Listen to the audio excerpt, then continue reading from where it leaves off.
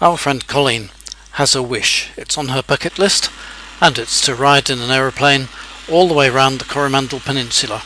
So this is her Christmas present from herself to herself. We start off our journey with the usual takeoff from Waihi Beach and then follow the road up through Athenry Gorge, well known to people who have to drive south from Waihi town, over the hills, and up there on the right, in case you're interested, is the old Gold Cross mine, now rehabilitated and a beautiful place to go walking. The other side of the hills on the Hauraki Plain lies Thames and the Hauraki Gulf. Our route will take us along the coast from here all the way up to the northernmost point of the peninsula and back down the other side.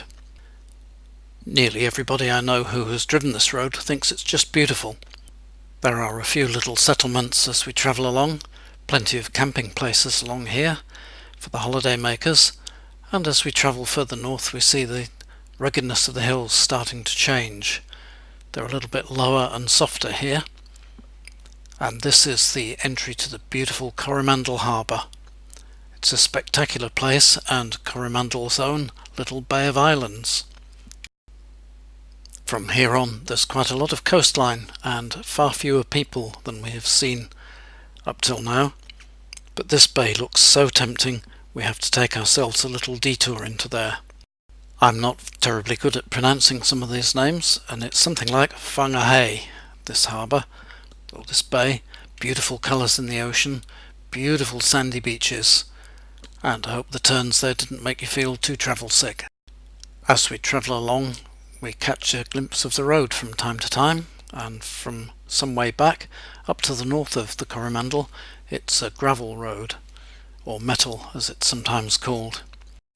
Colleen is really enjoying the scenery, spending most of her time gazing out at the coastline as it goes by, but there's a lot to discuss as well. That was Port Jackson there, where there is a Department for Conservation camp, a farm, and that seems to be about it.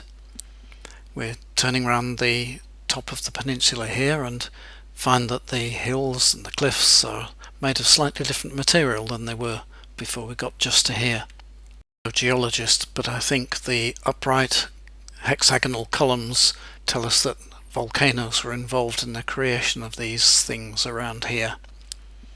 Beautiful bays further south. We're getting close here to Whitianga. And this bay on our right is New Chums Beach, which featured in the news recently when some developers wanted to change it from a pristine spot to a development. This little island has caught our eye. We have to come and get a close look at this and gaze through the hole that goes all the way through the island. And there it is. Just south of Whitianga is Hotwater Beach, which draws tourists by the thousands at low tide, where you can dig yourself a little pool in the beach and sit in hot water. It's high tide as we go by, so nobody there, but we find lots of these little bays with beautiful colours of water to enjoy. And this is the little town of Pauanui, where we often fly into. It has a runway right through the middle of the town, beginning to look a bit brown now that summer is properly here. And just a little bit further on is this really interesting house. It's circular and has a grass roof. And this is the river that leads its way up to Whangamata, which is the town in that little bay.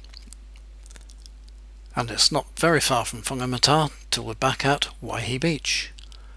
And it's far too beautiful a day to pass up the chance of flying over Bowen Town Harbour entrance, coming round over the shallow end of Tauranga Harbour, and then finding our way back to Waihi Beach Airfield. Regular viewers will spot the runway over on the right and know that we make a couple of right turns to go into it. Here we are, same way as we took off when we left. Over the hedge, settle down onto the ground and taxi up to the hangar. I hope you've enjoyed that ride and seen some of New Zealand's most beautiful scenery. See you next time, folks.